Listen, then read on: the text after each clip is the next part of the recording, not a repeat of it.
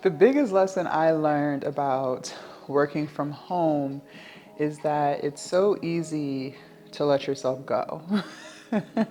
If you're new to the channel, hi, my name is Jasmine. I have been a full-time content creator, entrepreneur for the past 6 years. I started during COVID.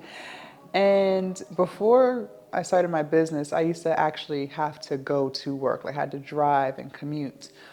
And in that process of driving and commuting and being at work, you have to present yourself a certain way, right? You have to make sure your hair is decent. You have to make sure that your clothes aren't wrinkled, right? We got to pretty much wear whatever we wanted, but we all had the decency of ironing our clothes or, putting them in the dryer for a few minutes. You you still have some level of put together that you have to maintain to physically go to a job.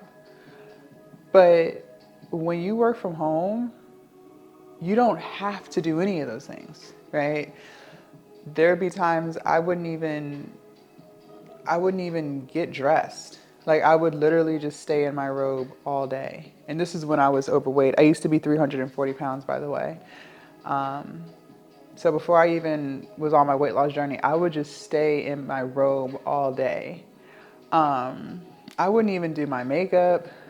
I wouldn't do my hair, only on certain days when I was gonna film.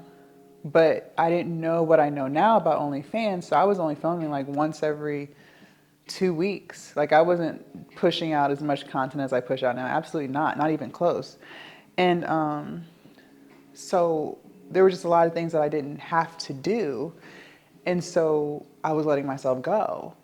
Because I didn't have to really go anywhere, I would order DoorDash, right? Now I'm door dashing. Then I'm not even buying clothes like to go out in because I don't go anywhere. And the next thing you know, I put on even more weight. I was more unhappy with how I looked, and I just didn't feel my best. I didn't feel attractive. That's not fun. And so then I noticed that when I had those feelings, I was even less motivated to make content because I didn't like the way I looked. I didn't like the way I felt. So then I'm just pushing it off. And I had to do a lot of self-reflecting just these past few years and just trying to be my highest version and, just becoming a better woman. And I realized I feel my best when I am put together. I reflected on when I felt my prettiest. I reflected on when I felt my most outgoing. And I noticed those times. Again, when I started my business in 2020, I was 30 or turning 30. I'm 35 now. But I noticed I felt my best in my 20s and stuff when I was small. I noticed I had the most fun in my 20s. I felt the most confident when I was doing my makeup, when I was doing my hair, when I was ordering little cute sets. Back then, I think we were ordering from not Shein. Shoot, there was this one place. Not Forever 21 was still a thing, and Rainbow. We were doing Rainbow back then. I think we're still on Rainbow. I was, and I noticed that's when I just felt the best about myself, right? And I was like, okay, well, how can I incorporate that now so that I can make sure I feel the best about myself every single day?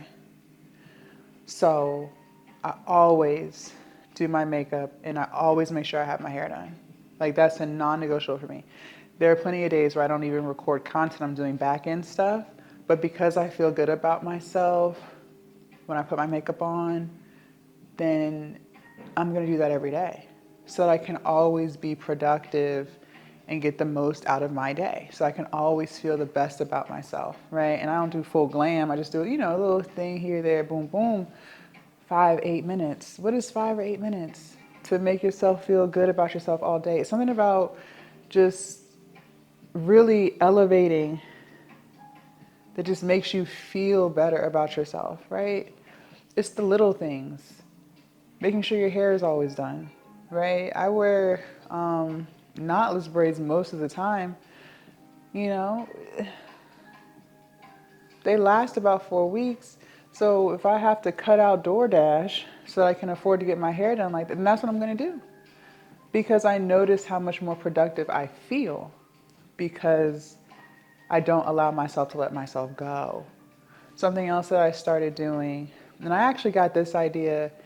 So when I was doing my fitness content and like showing my weight loss journey and my gym vlogs and all that stuff, when I was in that era of my content creation journey, I did like a little series where I would ask people at the gym who I saw frequently, what do they do to stay in shape? And more often than not, more people said that they were bodybuilders. And I'll never forget, one woman said, and it wasn't even a thought I had thought, but when she said it, I was like, oh my God, that makes so much sense. And she was like, I don't even bodybuild for the trophies or like that stuff is cool. Like I would love to win, first place, second place, third place, whatever. But she's like, I do it more because it gives me a reason to want to look good. Because I'm going to be around other women who also want to look good. So that's going to make me really lock in so that I look good with all the other women. And I resonated with that. It's like, do it. I noticed that I feel best about myself when I'm smaller. I feel best about myself when I'm not out of breath doing the simplest things. Because when I was younger, I used to always be outside. Always used to be outside. And so I wanted to make sure I always looked nice. I always had a nice physique. I didn't really start putting on weight until after college. And I realized that. And I was like, okay, I can use that as the reason why I make sure I meal prep. I make sure that I do my steps. Of course, it's for health and wellness. Of course, who doesn't want to feel better? But at the end of the day, we also know that we feel better about ourselves when we're not holding on to excess weight. We all know this. So this gives me a reason to lock into that. Because I remember when I wasn't on my weight loss journey, but still working from home, I didn't want to make content. I didn't want to take OnlyFans pictures. I didn't want to do any of that because I didn't like the way I looked. But once I lost the weight, once I was weightlifting and, I'm putting myself together now, I'm more motivated to do it because I know I look good. But that also just correlates with not allowing myself to let myself go because I work from home. It's easy to just roll out of bed, put on an oversized, wrinkled ass shirt, kind of brush your hair, brush your teeth, and just be in slippers and oversized shirt all day. Well, now you don't even know if you're putting on weight because you're not weighing yourself.